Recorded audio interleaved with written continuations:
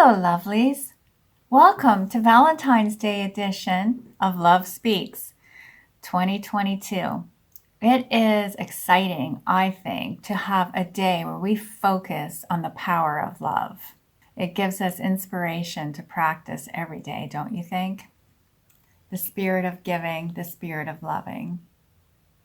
May it be so every single day. I want to talk to you about courage once more, which is, as we talked about a couple of weeks ago, it's a heart word, coming from the Latin word cor, C-O-R, meaning heart, courage.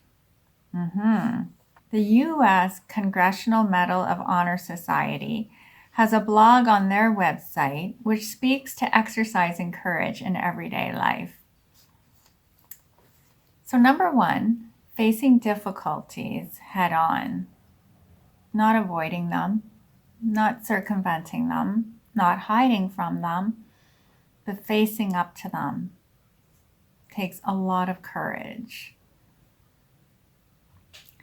2, standing up for your values. 3, doing the right thing, even when it is extremely difficult. 4, challenging the status quo. It's time to make change. And so it takes courage to stand up and say so and start acting on your values and beliefs. Number 5, wait for it, ask for help. Yeah, that's a tough one. In a society that has revered individualism, it can be very tough to reach out and ask somebody to lean on them. I love that song from the 60s. Is it from the 60s? Lean on Me. So the writer of the blog on the website that I just mentioned goes on to say, while seemingly not as courageous, asking for help when you need it is one of the most courageous things you can do. In so doing, not only do you create opportunities for collaboration and new insight, but you also show others that it's okay to lean on one another. Leaning on one another exemplifies the power of unity amongst us. After all, you and I, we're building community, are we not? And as community builders, it's really important to practice the skill of learning to receive. You know, recently, someone I know, a colleague, reached out to me for some moral support. She's facing a very daunting new chapter in her life, and she's negotiating it with courage.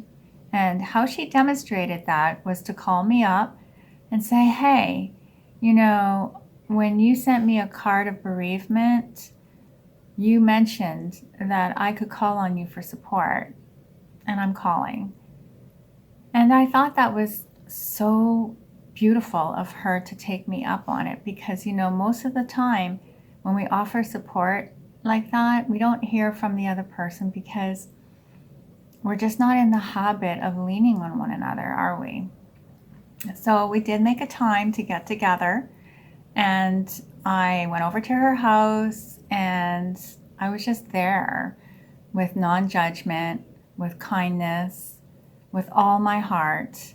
As sisters, we worked together through her task that she needs to get accomplished, you know, within the next month or two. So moral support is huge. Just being there, providing a loving presence to the other person. And then also, you know, I know that I can call on her for support as well. And it's not tit for tat, so to speak, but it is like just giving and receiving in a seamless, beautiful dance of love.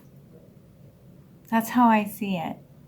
So my challenge to you this week is, what need do you have that you can be brave and think of who it is that could help you meet that need so that you don't have to suffer alone through it.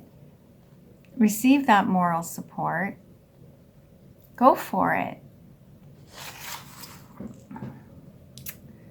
Showing off my new diamond ring. Do you love it? I love it. Jim made it for me. Power ring. The power of love. So I bless you and I support you in making all of your desires and your needs that you reach out and get the help that you need. Lean on me when you're not strong. That's the ticket, my friends. Ciao for now. Mwah.